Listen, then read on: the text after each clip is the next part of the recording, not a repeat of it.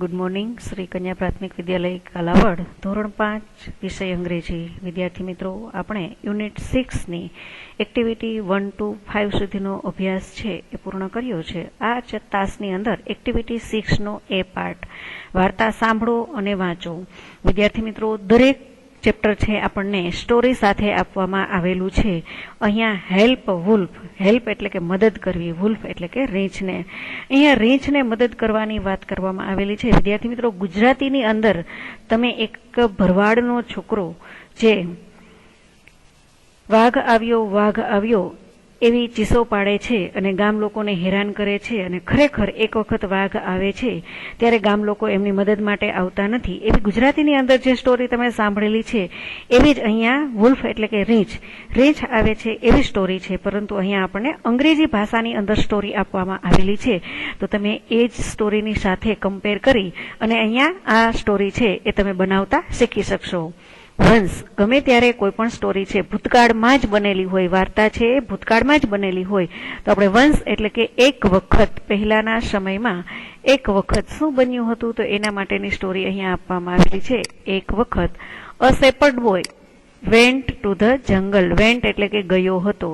એક ભરવાડનો છોકરો, શેપર્ડ બોય એટલે કે ભરવાડનો છોકરો, વેન્ટ ગયો હતો ટુ ધ જંગલ, જંગલમાં. He watched his flock of sheep there. He watched તે ધ્યાન રાખી રહ્યો હતો, વોચ્ડ એટલે નજર રાખવી, તે ધ્યાન રાખી રહ્યો હતો. વોચ્ડનું મિનિંગ થાય છે જોવું, પરંતુ અહીંયા છે ફ્લોક ઓફ શીપ. ફ્લોક એટલે કે ટોળું, શીપ એટલે કે ઘેટાનું, ઘેટાના ટોળાનું ત્યાં ધ્યાન રાખી રહ્યો હતો. શેફર્ડ બોય એટલે કે ભરવાડનો છોકરો છે, પોતાના ઘેટાઓને ચરાવવા માટે થઈ અને જંગલમાં ગયેલો છે, તો પોતાના ઘેટાના ટોળાનું ધ્યાન રાખી રહ્યો હતો. He was bored in the afternoon. તે છે બોર્ડ એટલે કે પોતે કંટાળ્યો હતો. ઇન ધ આફ્ટરનૂન બપોર પછીના સમયમાં તે કંટાળ્યો હતો. હી હેડ અ ટ્રીક ફોર ફન. તેની પાસે હતી, હેવનું પાસ્ટ ટેન્સ થાય છે હેડ, તેની પાસે હતી એ અ ટ્રીક એટલે એક યુક્તિ, ફોર ફન એટલે આનંદ કરવા માટે, ફોરનો મિનિંગ માટે, ફન એટલે આનંદ અથવા તો રમૂજ. તેની પાસે આનંદ કરવા માટેની એક યુક્તિ હતી. કેવી યુક્તિ અપનાવે છે? હેલ્પ હેલ્પ હી ક્રાઇડ. મદદ કરો હી ક્રાઇડ એટલે તેણે ચીસો નાખવાનું શરૂ કર્યું. વુલ્ફ રીંછ આઈ એમ ઇન ડેન્જર એટલે કે હું ખૂબ જ ડરી રહ્યો છું. એમના રીંછને જોઈને હું ખૂબ જ ચિંતામાં મુકાઈ ગયેલો છું. એટલે એ રાડો પાડે છે, પોતાનો ઘેટા ચરાવતા સમય જતો નથી, માટે એ બોરેડ એટલે કે કંટાળો અનુભવી રહ્યો હતો બપોર પછીના સમયમાં. તો પોતે એક યુક્તિ અજમાવે છે કે મદદ કરો એવી ચીસો નાખે છે અને રીંછથી બચવા માટે થઈ અને બૂમ પાડે છે. The people in the village heard his shout. The people એટલે કે લોકો, ઇન ધ વિલેજ ગામના લોકોએ, હિયર્ડ એટલે કે સાંભળી હતી, હિઝ શાઉટ એટલે તેમની બૂમો. અહીંયા હિઝ આપેલું છે, તેની મિનિંગ થાય છે. લોકોએ તેની બૂમો સાંભળી. ધે કેમ રનિંગ ધેર. તેઓ દોડીને ત્યાં આવ્યા. રનિંગ એટલે કે દોડીને, કેમ એટલે આવ્યા હતા. ધે મીન્સ કે વિલેજ પીપલ, ગામના લોકો. તેઓ દોડીને ત્યાં આવ્યા હતા. The shepherd boy laughed the and said. ભરવાડનો છોકરો લાફ્ડ એટલે કે હસ્યો અને સેડ કહ્યું, અને તેણે કહ્યું. There are no vowels.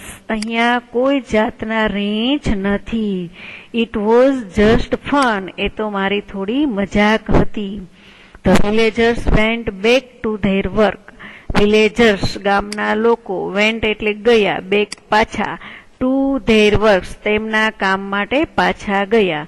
But his shepherd boy cried. પરંતુ shepherd boy ભરવાડનો છોકરો ક્રાઇડ એટલે કે રડવા લાગ્યો. ઉલ્ફ રીંછ. 3 more time. ત્રણ વખત બોલે છે. 3 more time. ફરી 3 વખત, એ 2-3 વખત એ બૂમો પાડે છે. ધ વિલેજર્સ કેમ ધેર. ગામના લોકો છે ત્યાં આવ્યા. ધ વિલેજર્સ ગામના લોકો, કેમ આવ્યા હતા, ધેર ત્યાં.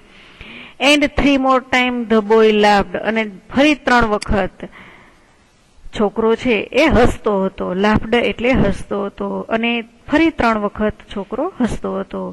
He thought it was great joke. તેણે વિચાર્યું કે મેં ખૂબ મોટો જોક કર્યો છે, એટલે કે ખૂબ આનંદ પ્રાપ્ત કર્યો છે. ગ્રેટ જોક એટલે કે મોટો joke. The villagers did not. ગામના લોકોએ કંઈ કર્યું ન હતું.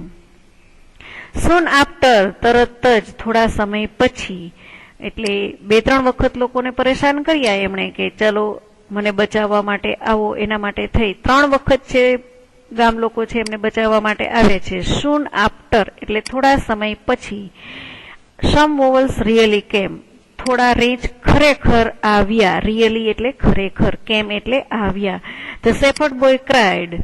ભરવાડનો છોકરો રડવા લાગ્યો અને બૂમો પાડવા લાગે છે. વુલ્ફ વુલ્ફ, રેંચ રેંચ. But the villagers did not came. પરંતુ ગામના લોકો ત્યાં આવતા નથી. The boy run to the village. છોકરો છે એ ગામ તરફ દોડવા લાગ્યો. The boy run to the village. છોકરો ગામ તરફ દોડ્યો. He requested the villagers. He requested તેણે વિનંતી કરી હતી. વિલેજર્સ ગામના લોકોને. The villagers said. ગામના લોકોએ કહ્યું હતું વી આર નોટ ફૂલ્સ. અમે મૂર્ખ નથી.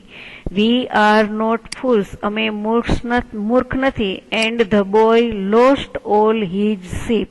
અને છોકરાએ લોસ્ટ એટલે કે ગુમાવ્યા. All his sheep. પોતાના બધા જ ઘેટાઓને તેણે ગુમાવ્યા. વિદ્યાર્થી મિત્રો, આ સ્ટોરી દ્વારા આપણે બીજી સ્ટોરી છે એ પણ બનાવી શકીએ છીએ. હવે તમને એક્ટિવિટી 5 ની અંદર એવું કહેવામાં આવેલું હતું વોટ ડીડ હી ડુ. તમે કઈ રમત રમી શકો છો એના માટેની તમને એક હેલ્પલાઇન આપવામાં આવેલી છે કે કોઈ પણ એક વિદ્યાર્થી છે એ શું કરશે. તો એના માટે તમને હેલ્પલાઇન આપેલી છે. એના આધારે તમે ગેમ્સ રમી શકો છો. તો એ આપણે જોઈએ તમને હેલ્પલાઇન કઈ આપવામાં આવેલી છે. વિદ્યાર્થીઓ કોઈ એક વિદ્યાર્થીને પાસે બોલાવી તેના કાનમાં કોઈ એક ક્રિયા કરવા માટે કહેશે અને ત્યાર પછી જે વિદ્યાર્થી ચિઠ્ઠી લેવા માટે કાનમાં ક્રિયા કરવાની કહેલી હશે એ ક્રિયા કરશે. જેમ કે એક પછી એક 5 કે 7 વિદ્યાર્થીઓને ઊભું રહેવાનું અને એક વિદ્યાર્થીના કાનમાં કંઈ કહેવાનું. ત્યાર પછી બીજો વિદ્યાર્થી એમના કાનમાં કહે. એમ કરી અને એ સિંગ, દાખલા તરીકે કહ્યું કે સિંગ, તો તમારે જે વિદ્યાર્થીને કાર્ય કરવાનું છે એ બોલશે, ગીત ગાશે. ત્યારે શિક્ષક બોલશે Kamlesh is singing a song. Kamlesh જગ્યા પર જતો રહેશે ત્યારે શિક્ષક બોલશે કમલેશ સંગ અ સોંગ. એટલે અહીંયા વર્તમાન કાળ અને ભૂતકાળ બંનેની વાતો સાથે અહીંયા ક્રિયા કરવાનું કહેવામાં આવેલું છે. તમે એના માટે પ્લે કહી શકો છો, રન એટલે કે દોડવું એવું પણ કહી શકો છો. એટલે કાનમાં તમારે એવું કહેવાનું રન, એટલે પછીનો વિદ્યાર્થી છે એ હી રનિંગ, હી પ્લેઇંગ, આ રીતે છે એમનું કાર્ય છે એ પોતે કરશે. હવે એક્ટિવિટી 6 ના બી પાર્ટમાં આપણે જોઈએ કે 6A ના આધારે આપણે ખાલી જગ્યા પૂરવાની છે. તો વિદ્યાર્થી મિત્રો, એ ખાલી જગ્યા તમને હું PDF હોમવર્કમાં આપવાની છું. તમારે સ્ટોરીની અંદર જોવાનું છે. સ્ટોરીની અંદર તમે જોશો તો તમને એ સેન્ટેન્સો જોવા મળશે. A shepherd boy to the jungle. તો અહીંયા શું આવશે? વેન્ટ. હી ખાલી જગ્યા ઇટ વોઝ ગ્રેટ જોક. અહીંયા આ સેન્ટેન્સ છે આપણે પેરેગ્રાફની અંદર ગોતવાનું છે. તો ગ્રેટ જોક માટે શું હતું? He thought. અહીંયા THOUGHT થોટ એ સ્પેલિંગ તમારે અહીંયા લખવાનું રહેશે. આ રીતે he blamed the villagers. He blamed the villagers. તો આ સેન્ટેન્સ તમે ગોતવા જશો તો તમને પેરેગ્રાફની અંદર મળી જશે. એ પ્રમાણે તમે છે દરેક સેન્ટેન્સ છે, બ્લેન્ક્સ છે, ખાલી જગ્યાઓ છે એ પૂર્ણ કરો. માત્ર અહીંયા પ્રેક્ટિસ કરી લ્યો, પછી હોમવર્કમાં આપવામાં આવેલ PDFમાં આ પૂર્ણ કરવાનું રહેશે. ત્યાર પછી વિદ્યાર્થી મિત્રો તમને એક્ટિવિટી 6C ઉપરના વાક્યોને વાર્તાની ઘટનાક્રમમાં ગોઠવો. તો જે ઉપર જે વાક્યો ખાલી જગ્યામાં આપેલા છે ને એમને જ ઘટનાક્રમમાં ગોઠવવાના છે. હવે ખાસ કરીને વિદ્યાર્થી મિત્રો એક્ટિવિટી 7 દરેક લોકોએ પાકી બુકની અંદર એક એક સ્પેલિંગ 5-5 વખત લખીને પાકા કરવાના છે. શા માટે? તો કે સે છે વર્તમાન કાળ છે એનું ભૂતકાળ સેડ થાય છે. પ્લે વર્તમાન કાળ છે એનું ભૂતકાળ પ્લેડ ડાન્સનું ભૂતકાળ ડાન્સ્ડ, એટલે આ તમારે દરેક લોકોએ પાકા કરવાના છે. પાકી બુકની અંદર પણ 5-5 વખત લખી અને બંને બોક્સ છે એ પાકા કરવાના છે. વિદ્યાર્થી મિત્રો, ખાસ કરીને જો ધોરણ 5માં તમે કન્ફર્મ કરી લેશો તો તમારે ધોરણ 6 ની અંદર વધારે તકલીફ નહીં પડે. એક્ટિવિટી 8માં શબ્દોને યોગ્ય ક્રમમાં ગોઠવી વાક્ય ફરીથી બનાવો. જેમ ગુજરાતીમાં આપણે શીખતા હોય કે કોઈ ક્રિયાપદ આગળ પાછળ મૂકેલું હોય અને વાક્ય બનાવવાનું હોય, એ જ રીતે પ્લેડ ક્રિકેટ પ્રિયા યસ્ટરડે, તો એ સેન્ટેન્સ આપણે બનાવવું છે. તો Priya played cricket yesterday. Me Sonal thanked, તો શું આવશે? Sonal thanked me. એ રીતે loud Reema laughed last night. Reema loudly laughed last night. આ રીતે સેન્ટેન્સ છે બને છે. 2 સેન્ટેન્સો તમને ગોઠવી આપેલા છે, બાકીના સેન્ટેન્સો તમે ગોઠવવાનો પ્રયાસ કરો. વિદ્યાર્થી મિત્રો, બધું સહેલું જ છે, થોડુંક તમારે મહેનત કરવાની જરૂર છે. હવે તમને જે આપેલા છે પરિશિષ્ટ, એ દરેક સ્પેલિંગ છે આપણે નેક્સ્ટ ટાસ્કની અંદર તમને સૂચવશું કેવી રીતે લખવાના છે તે. અત્યારે અહીંયા આપણો યુનિટ 6 અને સેમેસ્ટર 2 નો અભ્યાસક્રમ અહીંયા પૂર્ણ થાય છે. ગ્રામરના જે ટોપિકો છે તેમને વિડિયો લેક્ચરની અંદર સમજાવી દેવામાં આવશે. એ બધા તમારે ગ્રામર બુકની અંદર પૂર્ણ કરવાના છે. Thank you.